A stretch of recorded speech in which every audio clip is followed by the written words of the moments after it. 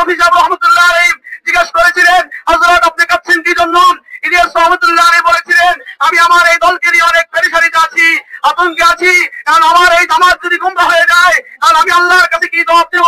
মুফতি শফি সাহেব রহমতুল্লাহ আলাইহি বলেছিলেন, আপনার জীবদ্দশায় আমাদের আস্থা আছে, আপনার এই কাফেলা গুমরা হবে না।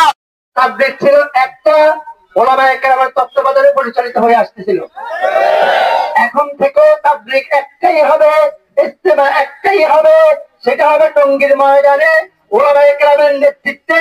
এই ছাড়া বাংলাদেশ নয়, বাংলাদেশের টাকটাক থেকে তেতুলিয়া পর্যন্ত যেই জায়গায় তাবলীগ নামক কাউকে দেখা যাবে, তাবপন্থীদের কাউকে দেখা যাবে, তওবা না করলে যেখানেই পাবেন, গর্তে লুকিয়ে থাকুক, পুকুরে লুকিয়ে থাকুক, যেখানেই লুকিয়ে থাকুক, তাদেরকে ধরে প্রশাসনকে সমর্থন করে দিবেন।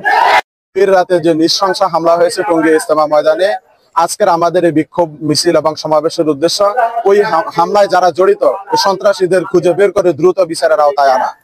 আর মিডিয়ার উদ্দেশ্যে আমাদের একটা কথা, যে মিডিয়ার মধ্যে আমরা দেখতেছি অনেকগুলো মিডিয়ার মধ্যে এই কথা লিখতেছে যে টঙ্গী ইজতেমা ময়দানে দুই পক্ষের সংঘাত অথবা দুই পক্ষের দ্বন্দ্ব। এখানে দুই পক্ষের কোনো সংঘাত হয় নাই, বরং এক পক্ষ নিরীহ, ক্লান্ত, শ্রান্ত, ঘুমন্ত এবং তাহাজ্জুদরত তার পাহারায় নিয়োজিত সাথীদের উপরে দেশীয় অস্ত্র সজ্জিত সাদপন্থী সন্ত্রাসী বাহিনীর অতর্কিত হামলা করছে। এটা একপক্ষীয় হামলা হয়েছে, উভয় পক্ষের কোনো সংঘাত হয় নাই।